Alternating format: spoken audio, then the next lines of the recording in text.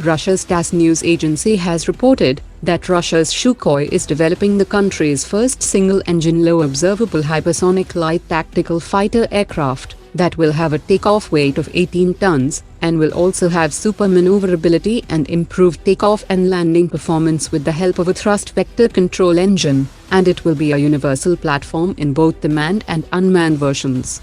The chief of Rostov Corporation has said that the company is working on the concept and studying operational requirements for such a platform without any federal budget from the government, and is using its internal funds for the hypersonic aircraft program. Russia is considering to cut down on military spending by 5% due to low oil prices and falling economy, and chances are that Russia will seek close foreign partners like China and India for the joint development and production. The British firm Cobham Limited will be in charge of developing a retractable actuated probe for air-to-air refueling missions for India's Tejas Mark II program, under the recently agreed new strategic partnership between India and UK to cooperate in the development of the 17.5-ton single-engine fighter jet, which has already started production. The first 3 pre-production units of Tejas Mark II fighters will be equipped with a fixed refueling probe that will conduct its first flight in 2023, while Cobham and Hindustan Aeronautics will jointly work on the development of retractable actuated probe for the production version of the Tejas Mark II that is expected to roll out from 2028. Cobham will be in charge of full design qualification and certification of the probe, and it will include MK2 nozzle that will provide an improved interface. The DRDO has released a tender for the provision of infrastructure for communication hub for the 100 km range Indo-Israeli Barak 8 MR-SAM air defense systems of the Indian Army at the Bengaluru Communication Hub. The Indian Army had signed the contract for Army variant of MR-SAM in 2017, and the first test of the Army version was conducted successfully in full operational configuration in December 2020.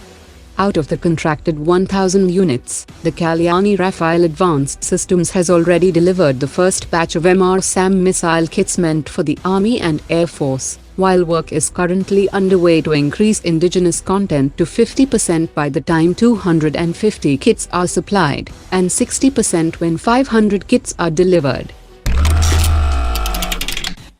Australian media has reported that India's Cabinet Committee on Security will soon approve construction of 3 SSNs initially, and Indian naval designers are confident to apply the lessons learned from the project to build the second batch of 3 more SSNs after the first 3 have been built. It is noteworthy that the 6 SSNs will have a displacement greater than the 6,000-ton of the 2 Arihant-class SSPNs, which implies that the Indian SSNs will be highly potent vessels. The report also said that if India could acquire the technology from Russia to employ its SSNs and SSBNs to their full potential, India's nuclear triad and deterrent capacity would grow enormously. A French company specializing in 3D ceramic processes and materials has signed a strategic deal with Indian firm Shree Rapid Technologies to target Indian industrial and defense sectors. Advanced ceramic materials have formed the backbone of modern armor paneling and body armor systems, and military organizations are now opting for advanced ceramic materials in defense applications like ballistic-resistant exterior tiling for helicopters, aircraft, drones, as well as missile radomes. Pakistan is desperately trying to rebuild ties with the new US administration under President Biden to reverse the decision taken by the former Trump administration to suspend all security assistance to Pakistan. Meanwhile, the Pentagon has said that the US President Joe Biden has continued Donald Trump's policy on suspending security assistance to Pakistan, and there is no clarity if the administration will change its decision in the future. The Indian Army has completed the infrastructure work in the Ladakh sector and other areas of the LAC in only 12 months, that was originally planned to be completed in the next 5 years, and the accommodation has now been created for more than double the number of troops that are presently deployed in the region.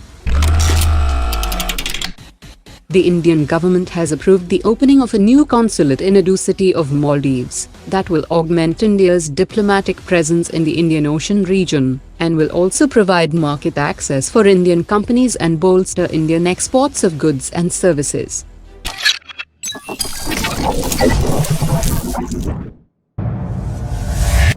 Omar dropped it.